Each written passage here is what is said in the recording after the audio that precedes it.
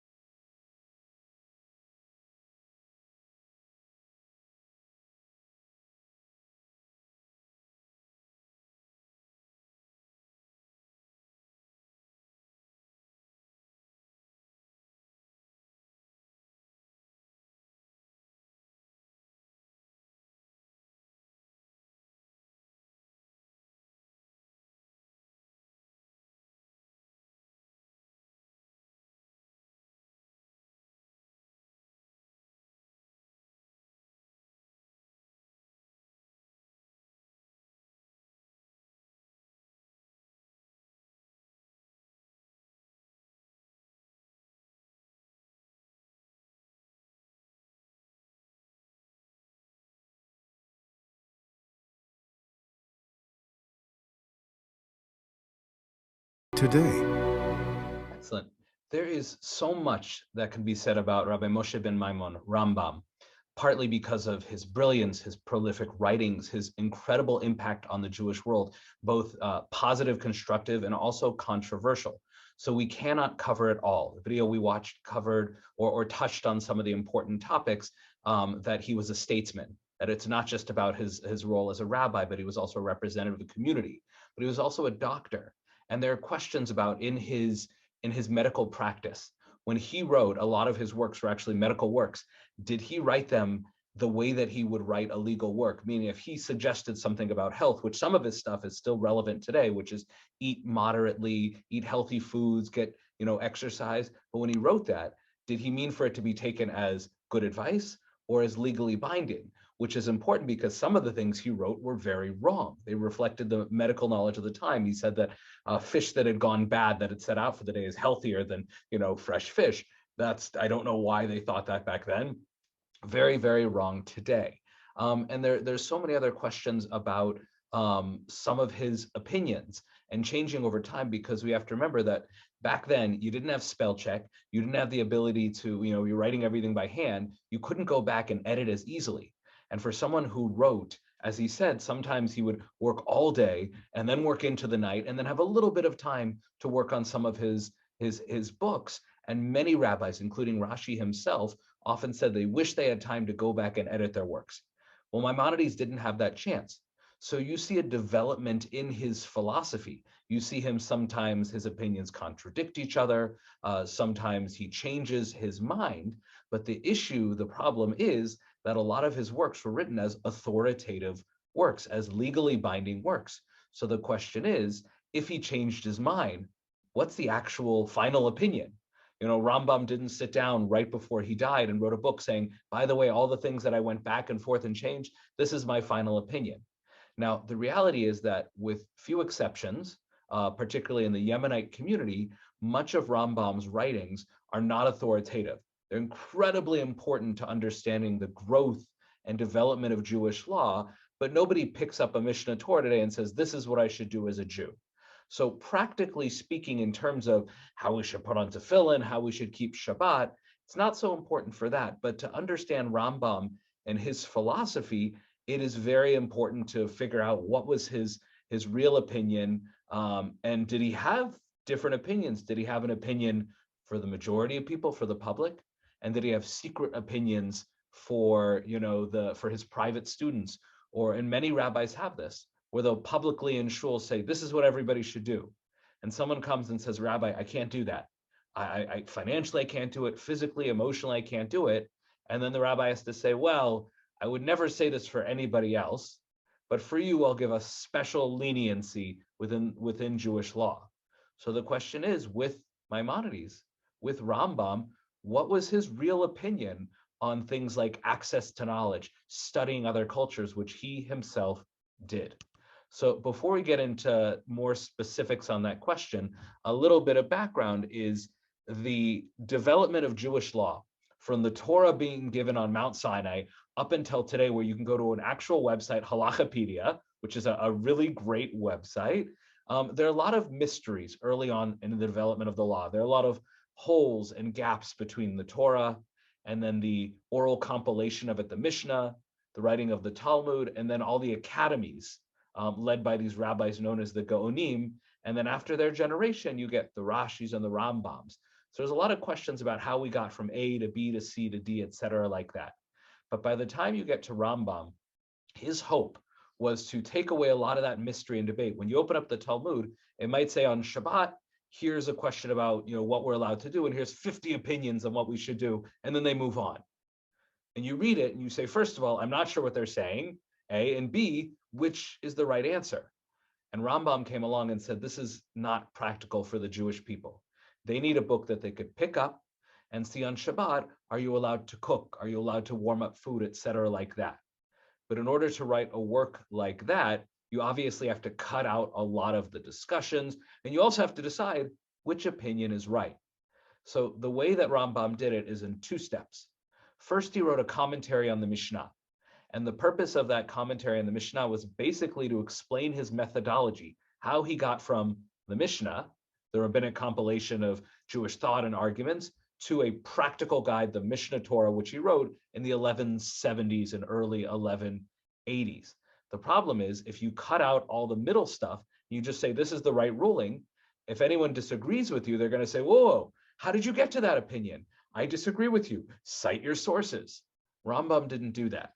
And because he didn't cite his sources, and he often made conclusions, which, by the way, could be totally valid. In many cases, the way he rules, I think, is 100% correct. But because of how he did it, and he didn't explain his reasoning all the time, he just said, this is kosher, this is not kosher. This is how you keep this holiday, this is how you do what you don't do on this holiday. People said, your book is inappropriate, it's going to oversimplify Jewish law, and also it's not going to be able to apply to Jews everywhere. You're Sephardic, you're from Spain. What about Ashkenazi Jews that have a totally different development to their tradition? So because of all those reasons, the Mishnah Torah, which was very important, was not universally accepted. But it's still an amazing book for learning and influencing later thinkers when they're figuring out Jewish law. So that's a summary of the Mishnah Torah and why it's important, but why it didn't catch on, because he left out a lot of stuff and it was really only relevant to his community. But then about 10 years later, in 1190, he wrote another work, Moreh Nevuchim, Guide for the Perplexed. And these are people who are asking questions like, I've read it in Arabic, because that's where he's writing, I've read in Arabic Aristotle. And a lot of his ideas kind of disagree with the Torah. And in fact, I've read other things that make me question the Torah. Are we sure the Torah is true? Because it has some wild stuff in there. And how do we know that angels are real? How do we know that miracles are real? I'm not sure that I can buy this anymore. And everybody on this call living in the 21st century has either had that thought or no one who has had that thought. It's hard to escape those modern ideas that there's a lot of things in the Torah that are difficult to swallow. And in the 21st century, there are plenty of books and websites and people who you can talk to about it. There are great resources that both reject the Torah, but also defend the Torah using rational modern arguments. Well, in Rambam's day, there wasn't anything like that. So he wrote this beautiful work, Guide for the Perplexed. It wasn't perfect.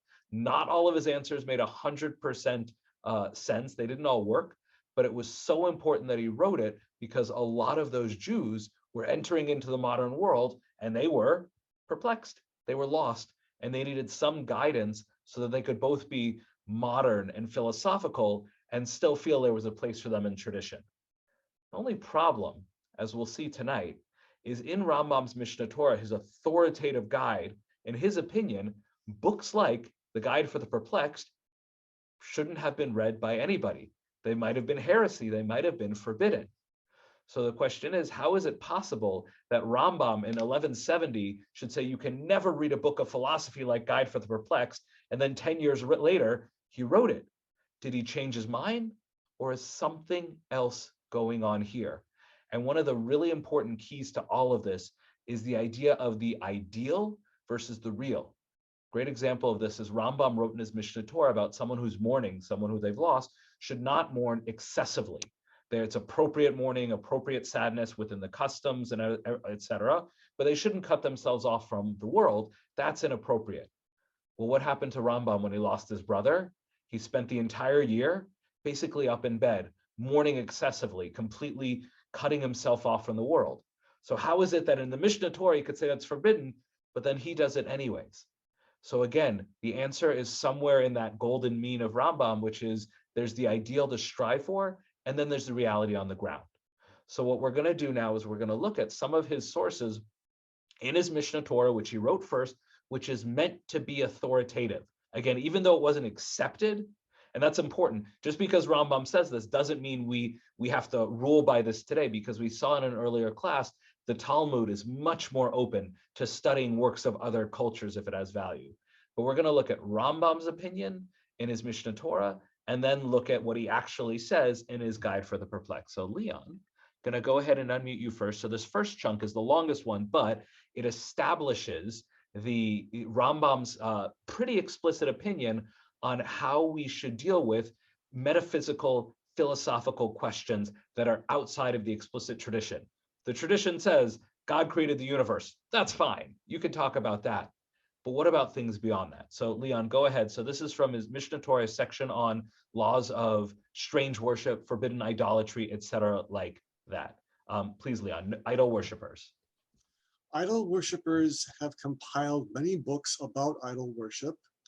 The Holy One, blessed be He, has commanded us not to read those books at all, not to think about idol worship, not even about one of its details. So pause there for a moment. So this is something that's fairly mainstream, and even though we've actually seen in some of our other classes, depending on what the nature of those books are, generally people don't learn about idolatry. Again, if you're learning it and there's some other value in it that'll enhance your Judaism, that's another conversation. But like, we should distance ourselves from idolatry. That's the general through line that most rabbis, it's pretty much agreed across the board. If it's strictly about idolatry, written by idolaters, you probably shouldn't read it. Read it. Okay, we'll go with that. But then he continues.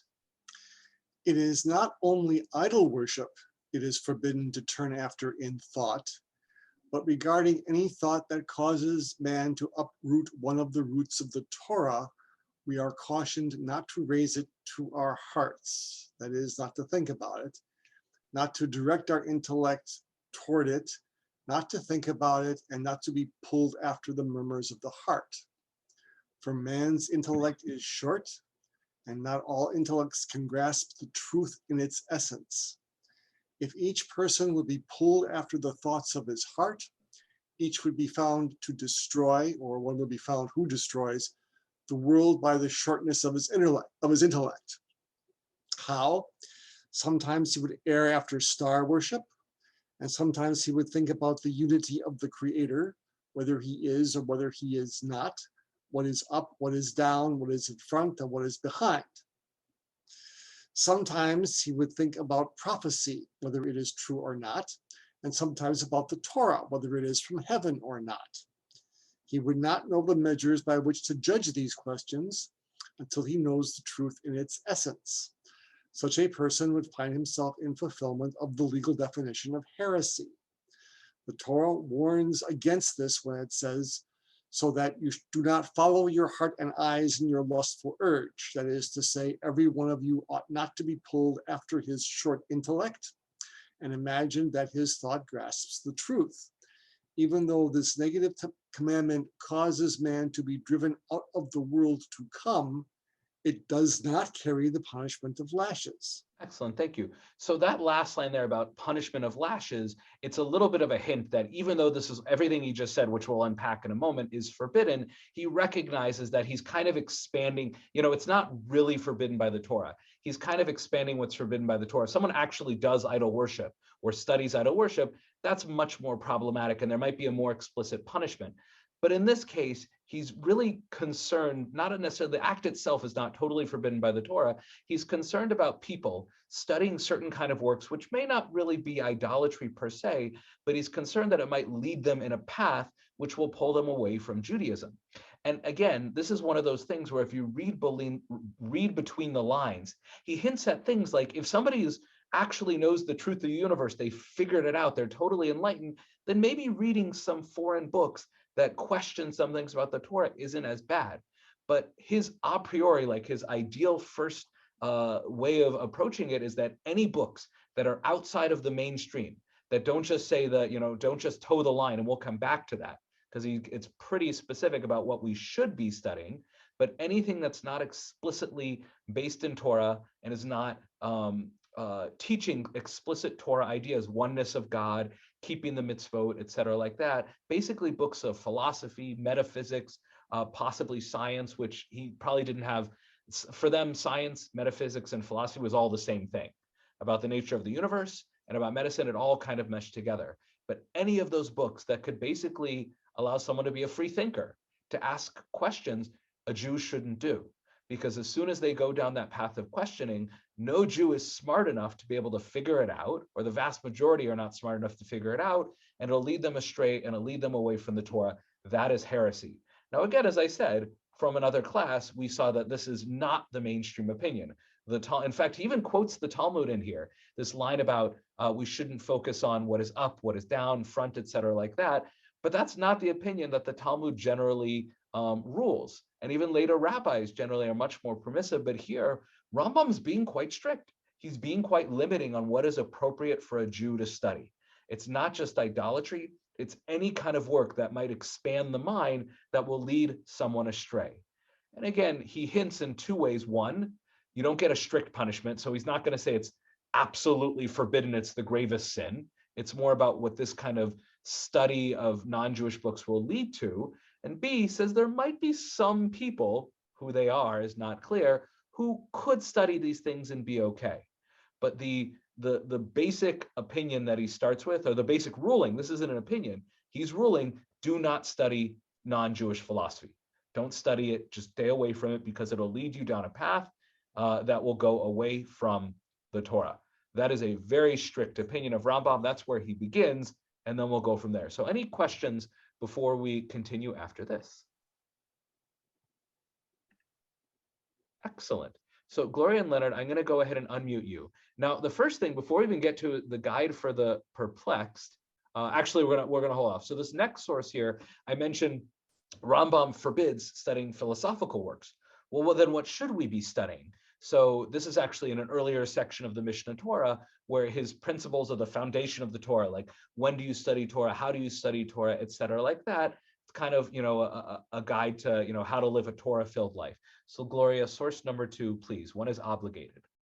One is obligated to divide his time of study by 3, 1/3 for the study of Holy Writ, 1/3 for the study of the oral Torah, and 1/3 for thinking and reflecting, so that he may understand the end of a thing from its beginning, and deduct one matter from another, and compare one matter to another, and reason out by Hermeneutical. Basically, the different tools that rabbis have developed to be able to understand all the different Torah texts. Hermeneutical rules in which the Torah is expounded to the end, that he may know which are the principal rules and how to deduct therefrom that which is forbidden and that which is permitted, and other like matters which he studied from oral tradition. This subject of study is called Gemara. Excellent. So what he's saying here, it's very interesting, because instead of him saying the goal is to expand our mind, to have knowledge, he could say two things. He could say, we believe in God and we follow God's commandments. And then there's also, we should be learning and expanding our mind and enriching our Torah and going deep in it. But that's not the way he rules, officially rules on learning Torah. The way he rules on learning Torah is you learn this percentage of written Torah, meaning like the Tanakh, like the books of the Chumash of Moshe and the prophets and the writings, and then this much time you devote to rabbinic rulings in the oral tradition that's been passed down, and then you spend time to make sure you understood what you read. But the goal here is, how did I wrote a study as a religious recitation. It's not about expanding one's mind. It's not about growing in knowledge. It's about learning Torah as a formal practice. Now, you do have to understand it. You need to know what the Torah says so you can live a life of it, but it's not about the pursuit of knowledge for knowledge's sake. It's about studying Torah as a ritual religious obligation. So again, in this very limited view, the idea of learning Torah to develop a kind of philosophy and question the Torah and challenge it and dig into it, that's not what the audience of Mishnah Torah that he's trying to write for. And again, it goes back to this question of ideally, this is where someone starts from, and then we end up somewhere else, but at least start from here. But again, for him, the way he's presenting knowledge, or at least learning, is not, again, an end in and of itself. It is a formal obligation that is part of living a life as a Jew, and it doesn't leave room for philosophical, thoughts, thinking outside the box. No free thinking here. Now, I'm not implying that Rambam here wants a bunch of zombies, but he is saying that the ideal Jewish life is someone who learns Torah so that he can live a Torah-guided life with commandments and worship and service of God. So again, a very narrow window in which much of the knowledge that we on this, in this class prize wouldn't fit into the system. But then very early on in the Mishnah Torah, you already start to see some things and you're like, wait a minute, but you just said. So in his section, Foundations of the Torah, actually just in the very next chapter, he describes the nature of God. And even though we have a very specific question that we're exploring here, and this source is part of it, I also want to read this source just for you to get a sense of some of the ways that just of Rambam's writing in general. This is like more exposure to some of his writings in the Mishnah Torah. Here he describes the nature of God as much as one can do so. So Leonard, if you'll take source number 3, please.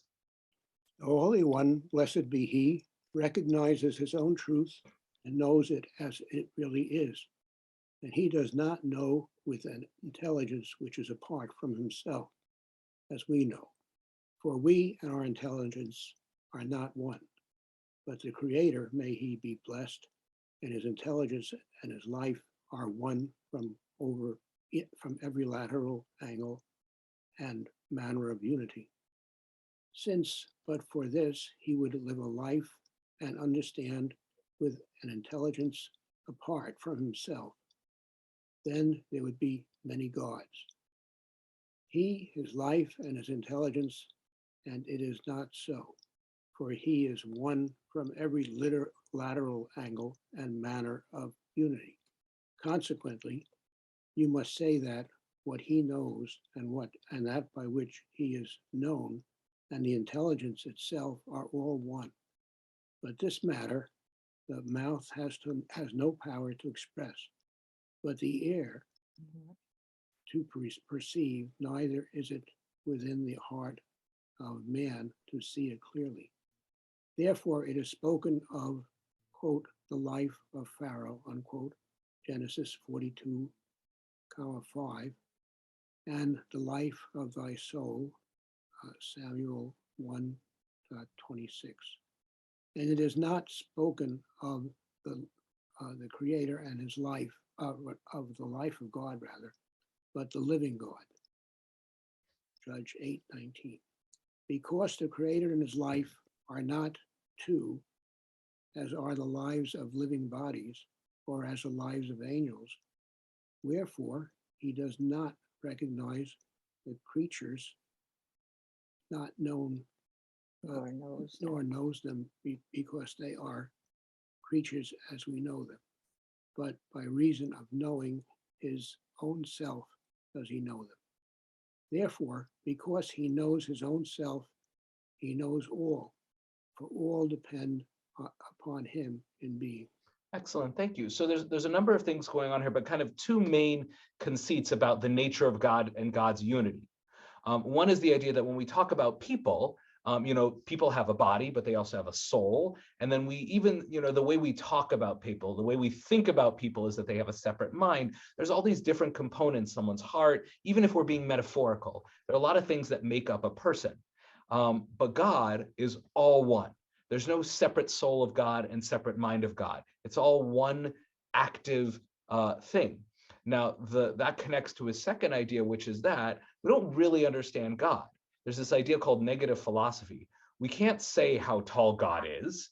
There's no way for us to know that, but we are pretty sure that God is infinite and just fills the entire universe and is basically what the entire universe is, because we know that God cannot be contained. Now, obviously, you are making a positive statement there, but this idea of negative philosophy is, look, there's not much we can say about God because it's beyond our understanding, but there are certain hints about God that we get from two sources. One is the Torah itself.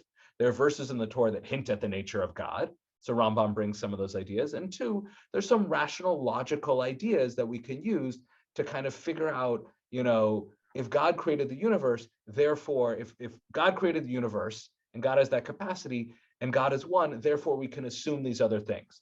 That's a philosophical argument, which makes certain assumptions, whether or not they can be proven, and then goes from there. Now, that's a lovely idea. And again, we don't know if it's true or not. It's beautifully put and written, et cetera, like that, except other than a few things that Rambam himself developed in here, a huge chunk of this paragraph is based off of Aristotle, and specifically the Arabic translations. So wait a minute. You just said, don't read outside philosophy of people that were essentially idolaters, which Aristotle certainly would have been to the Jewish mind, yet you're basically bringing his philosophy in here. And how do you know his philosophy unless you read it? And you just told that it's forbidden to read the philosophy of people outside. So what's going on here, Rambam? How is it possible for you to be saying, don't study this philosophy, it'll lead you astray, but I did it, and I'm actually including it in the very work that says, don't have this philosophy? So those are some of the questions that we can't really get an answer to, although I think we can get close to one. And now what we're going to explore is, now that he established that he should never have even written this paragraph, he should never have read Aristotle to lead him to this point, what do we do with the Guide for the Perplexed, which is so heavily indebted to basically idolatrous philosophers outside of Judaism? So before we get to that second section and look at some text inside of the actual Guide for the Perplexed, are there any questions up until now? Excellent. Okay, so, and people, if you think of questions, you can come back later. So Lynn, yes, you're right, Lynn, you're next in line there. So the first thing we have here, and by the way, the Moreh Nevuchim was actually written in about 1190, as far as we can tell, and it was originally written in Arabic. And then his student, who he mentioned earlier in that letter where he said, I'm up till like 2 o'clock in the morning, and when I come home, I'm like, can I just make a quick burrito in the microwave before I cure you all of your made up diseases? Rabbi Shmuel ibn Tibon, and he actually translated it into Hebrew in 1204. But what's awesome is Rambam was alive and got to, I don't know how thoroughly he did, but he essentially checked it. What's great about that is then we know that the Hebrew version of Moreh Nevuchim is not the original that Rambam wrote, but we know that he approved of it. So I brought here not the original Arabic or the original Hebrew, I just brought a translation because there's so many different versions of it. It's just easy to stick with something that we can all access. But if I brought the original, I would have brought Arabic, which probably could find online. So the first source we're going to look here, and he has kind of these major books. So this is book 3, chapter 29, is again, the thing that he forbade, the fundamental access to reading outside books of philosophy. He is guilty of that. And he's seen, I don't know if he's proud of it, but he describes one of the major ways that he essentially researched and discovered much of the knowledge that he used to write the Guide for the Perplexed. So Lynn, source number 1 here in Moreh Nevuchim, the meaning of many. Unfortunately, a big chunk of the text is obscured by a giant black rectangle that I can't get rid of. Did it just move? It's gone now. Okay. Great. Here we go. The meaning of many of the laws became clear to me, and their causes became known to me through my study of the doctrines, opinions, practices, and cult of the Sabians. But when he says Sabians, that is a catch-all for all pagans. And even the word pagan obviously is not, is a word that's a catch-all for everybody who's not of the Abrahamic faiths, but basically idolaters. So he probably means, again, more the Greek philosophers that were translated into Arabic. But strictly speaking, he just means I studied it for, I don't think he studied Buddhist works, but he would have, if he had, he would have included that in that term of the Sabians. But again, that first source we saw said, don't read anything by the Sabians. And then he says here, everything I learned became clear once I learned all the works of, once I broke my own law, basically. So continue. Well, is he sort of saying, how can you know what to stay away from unless you know what it is you're supposed to stay away from it? So I mean, we're going to, yeah, so we're going to come back to the idea, and Rambam is probably one of the main, I don't know if proponents, but he's definitely one of the main sources that people would quote for when is it permitted to read an idolatrous work to know what idolatry looks like. But that's not, so he does propose that idea, but that's not the way he's using it here. He is saying that he understands the Torah better by studying these idolatrous works. It's not that he read them and said, oh, they're evil, and now I get the Torah because I know what not to do. He is hinting that they actually helped unlock the very meaning of the understanding the mitzvot. That Aristotle, he read Aristotle, instead of saying, oh, great, this is what not to believe, he read Aristotle and the students of Aristotle and said, their logic makes so much sense. And if I apply it to the Torah, now the mitzvot make a lot more sense. So he does say both those things, but what's more important that here, he's essentially, fundamentally going against what he went in the beginning. Don't study those philosophies, they'll lead you astray. But I studied those philosophies and they took me exactly where I needed to go. So please. Okay. I shall mention to you the books from which all that I know about the doctrines and opinions of the Sabians will become clear to you, so that you will know for certain that what I say about the reasons for these laws is correct. The knowledge of these opinions and practices is a very important chapter in the exposition of the reasons for the commandments, for the foundation of the whole of our law, and the pivot around which it turns consists in the effacement of these opinions from the minds and of these monuments from existence. Excellent. So here he's saying that's what you were mentioning, which is that by studying these idolatrous works, it becomes clear what the mitzvot are basically there to, this is like Rambam's general philosophy. The mitzvot are there to basically wean us off of idolatry. So how do we understand what we're supposed to be weaned off of? By learning those books. But he also does say that some of those writings also helped understand the mitzvot. So, and just general Jewish philosophy. So he says both of those things. There's a value in those books in and of themselves, and there's a value in those books in what we should reject and not learn. But again, he wrote 10, 15 years earlier, don't study these books at all. Yet he did study them. So how is it okay for him to study them? So one idea about why it's okay for him to study them and to write these books and to invite people to read the Guide for the Perplexed. By writing the Guide for the Perplexed, that includes all of these either idolatrous ideas or just foreign ideas that might enhance one's Judaism. He's essentially inviting people to break what he established as law. So how is that okay? Jane, I'm going to go ahead and unmute you and then move that box again. Take away the black So, stuff. and this is actually in the same section, book 3, section 29. Go ahead. It is not the purpose. It is not the purpose of this treatise to make its totality understandable to the vulgar or to beginners in speculation, nor to teach those who have not engaged in any study other than the science of the law. I mean the legalistic study of the law. For the purpose of this treatise and of all those like it is the science of the law in its true sense. Or rather, its purpose is to give indications to a religious man for whom the validity of our law has become established in his soul and has become actual in his belief. Such a man being perfect in his religion and character, and having studied the sciences of the philosophers and come to know what they signify. The human intellect having drawn him on and led him to dwell within its province, He must have felt distressed by the externals of the law. Hence, he would remain in a state of perplexity and confusion as to whether he should follow his intellect, renounce the foundations of the law, or he should hold fast to his understanding of the law and not let himself be drawn on together with the intellect, rather turning his back on it and moving away from it. He would not cease to suffer from heartache and great perplexity. Excellent. So what he's saying here is this book is not for the average Jew on the street that's living in Yemei Sha'arim and they're just living a lovely life full of faith. That's lovely. That's good. That's the goal, is just live a life of faith and keeping commandments and believing in God. This is somebody who has already gone to university and studied all of these foreign books, and now they're all confused. So I, titled this little section After the Fact. And one of the interesting questions that perhaps there's hints at it, but I don't know the answer to is, did Rambam wake up one day and say, I want to study these other texts because they sound really cool. And then afterwards he was like, uh-oh, this is dangerous. I should caution people, hence the Mishnah Torah. Or did he, a teacher come and say to him, you've learned everything the Torah has to offer. And now to take you to the next level, you should learn Aristotle. It's not clear why he initially picked them up.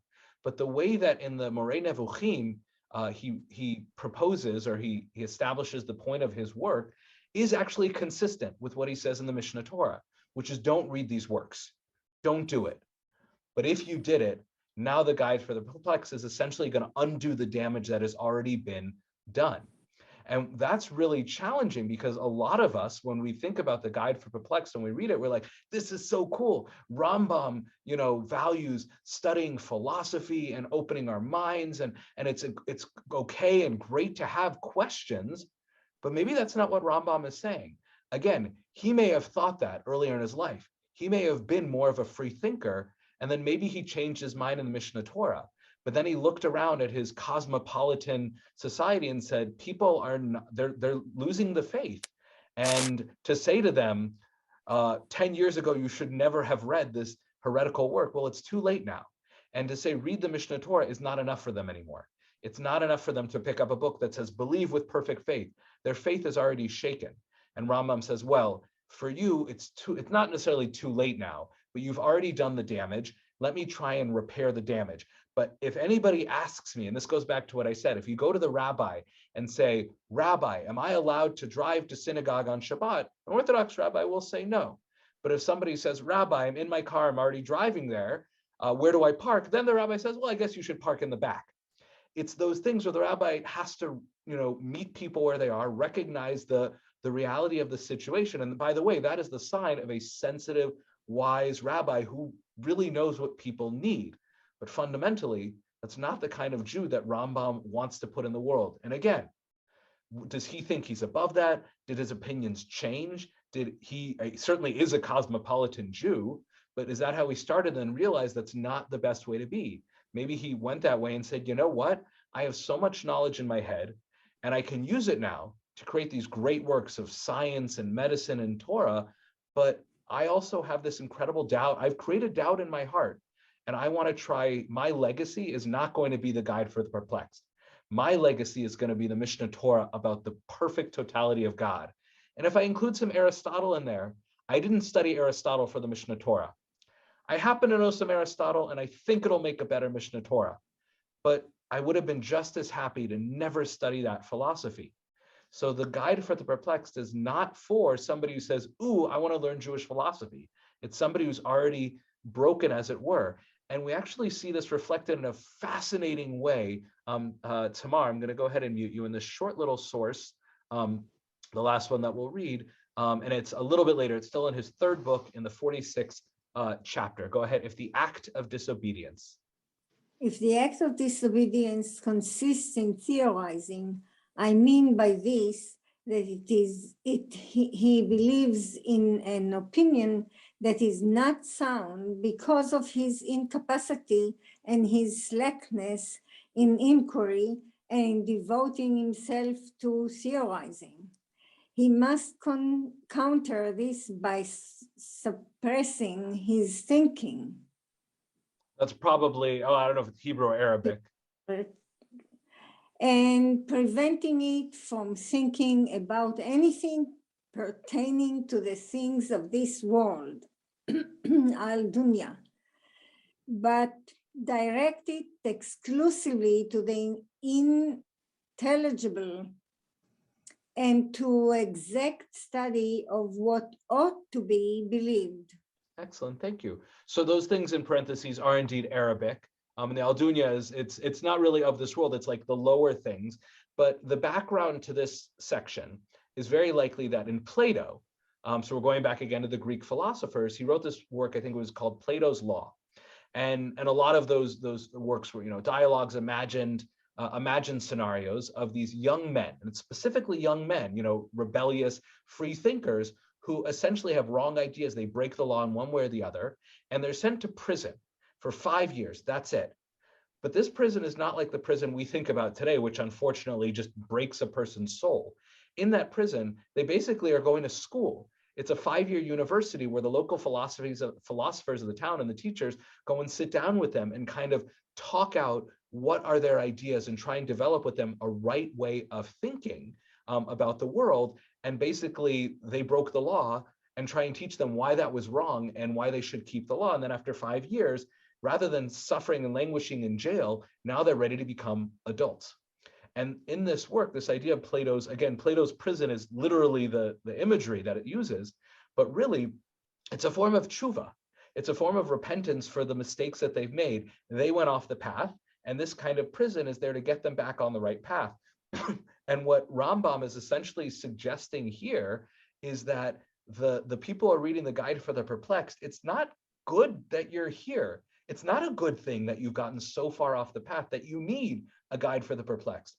The goal of the guide is essentially a kind of, not punishment isn't the right word, but tshuva really might be so. Somebody who's strayed so far away from a pure, authentic Judaism, how he understands it in the Mishnah Torah, needs to be brought back on the path.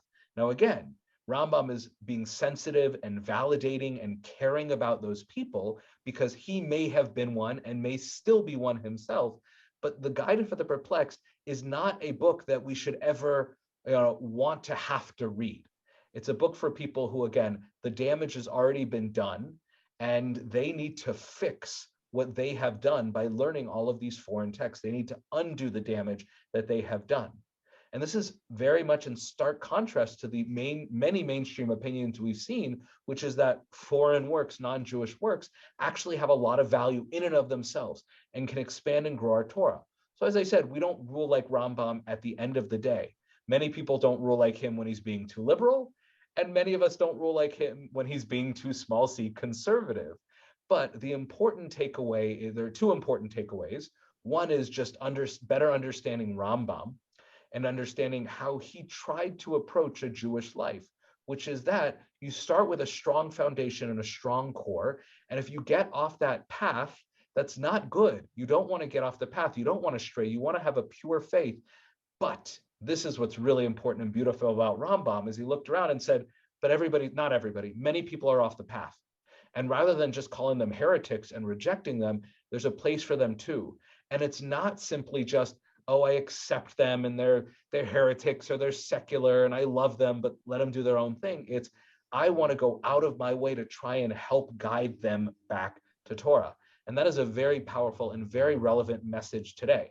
Again, while we may disagree with his initial assumptions, the idea that anybody that is off the path for any reason, regardless of why they're there, that everybody should be met where they are, should be valued and loved for who they are, is an important, universal, and timeless message. But again, the fascinating question to really explore is, did Rambam really write this because he saw it in others or because he saw it in himself? And there are a lot of hints that he himself may again have started as that gung-ho young guy who said, oh, I love philosophy, and then he realized how far it took him. So in some ways, it's a cautionary tale. I personally value studying philosophy and science, but there are absolutely Jews and people of other faiths who get so caught up in it, they kind of lose the core foundational faith that they started with.